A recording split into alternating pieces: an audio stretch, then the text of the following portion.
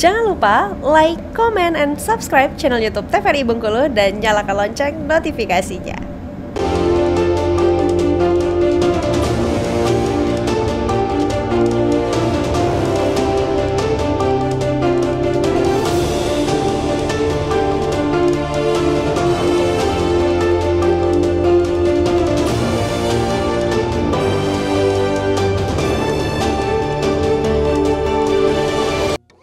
Menyaksikan Berendo TVRI Bengkulu edisi hari ini dengan tema UMKM di era digitalisasi, dan tentunya kita masih bersama dengan kedua narasumber kita. Ada Pak Rodi Herawan selaku Eksekutif GM dari PT Pos Bengkulu dan juga Mas Evan Jayanto selaku pelaku UMKM. Ya. Dan ke Pak Rodi ini kan karena era digitalisasi ini juga erat kaitannya dengan sistem pembayaran. Kalau dulu kita bawa cash, dulu dompet-dompet tebal-tebal ya Pak. Orang kaya dompetnya pasti tebal. Kalau sekarang nggak lagi ya Pak? Ada lagi sekarang. Nggak lagi ceritanya. Orang kaya pakai cashless sekarang ya Pak? Cashless non tunai sekarang. Nah kalau PT Pos sendiri seperti apa dalam menyikapi perkembangan dalam dunia pembayaran? Terima kasih. Non tunai. Mas Boso. Pos in sekarang tadi ya bertransformasi secara digital.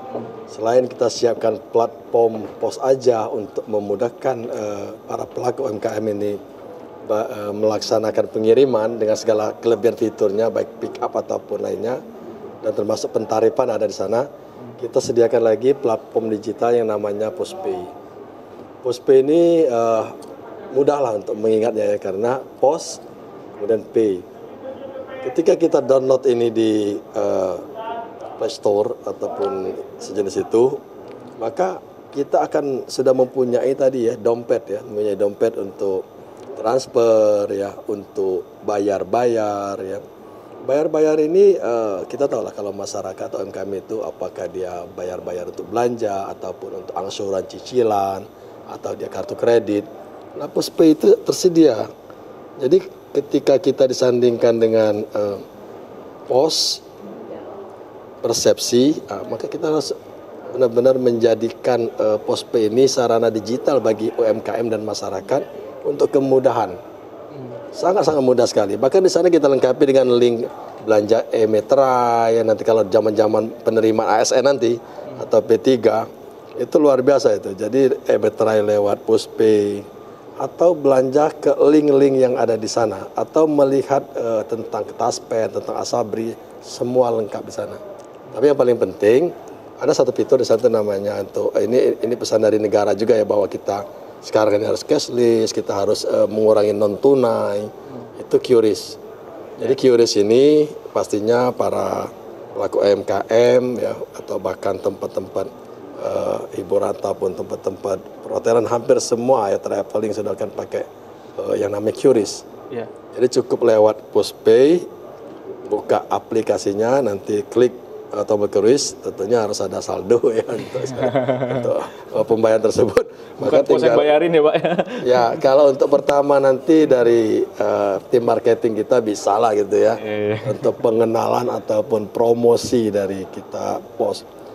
UMKM pasti nanti sangat-sangat terbantu kan, tanpa harus ada tunai, buka QRIS kan, bahkan tinggal klik bayar, seperti itu. Oke, berarti situasinya saat ini PosPay ini masih jadi opsi gitu ya Pak? Jadi transaksi yang dilakukan nasabah klien kepada pos ini jadi opsi untuk menggunakan PosPay, salah satu sistem pembayaran. Kalau Mas sendiri selaku pelaku UMKM Mas, seperti apa sekarang ini para konsumen antusiasnya dalam menggunakan cashless nih? Lebih banyak atau sebenarnya masih banyak juga yang transaksi dengan menggunakan uang fisik? Oh ya, untuk ini kata modern sekarang generasi Z. Generasi Z ini, jadi mereka itu mengurangi non tunai, jadi hobinya dompet digital. Salah satu yang didukung oleh kantor pos ini itu PosPay. PosPay ini yang pertama saya didukung UMKM-nya itu ada mesin mini ATM. Mini ATM ini dia bisa menerima kartu kredit, bisa ATM, jadi langsung digesek langsung. Terus ada fitur QRIS. QRIS ini kantor pos juga menyediakan. Bagi Tadi dari sampai mesinnya juga disediakan oleh Iya, PT Pos. jadi di Pospay itu ada untuk daftar istilahnya merchant, agen pos. Jadi nanti ada mini ATM-nya.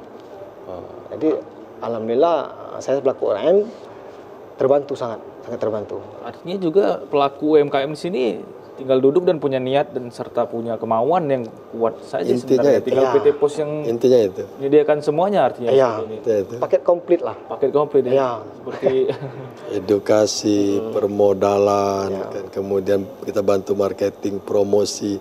Bahkan 2 platform digital yang kita siapkan ini ada peluang bisnisnya itu, Mas Reza. Kenapa saya bilang demikian? Ketika Pospay nanti dijadikan salah satu agen ya, salah satu agen jasa keuangan, setiap transaksi yang dilakukan lewat platform digital Pospay ini, dia akan berbasis fee.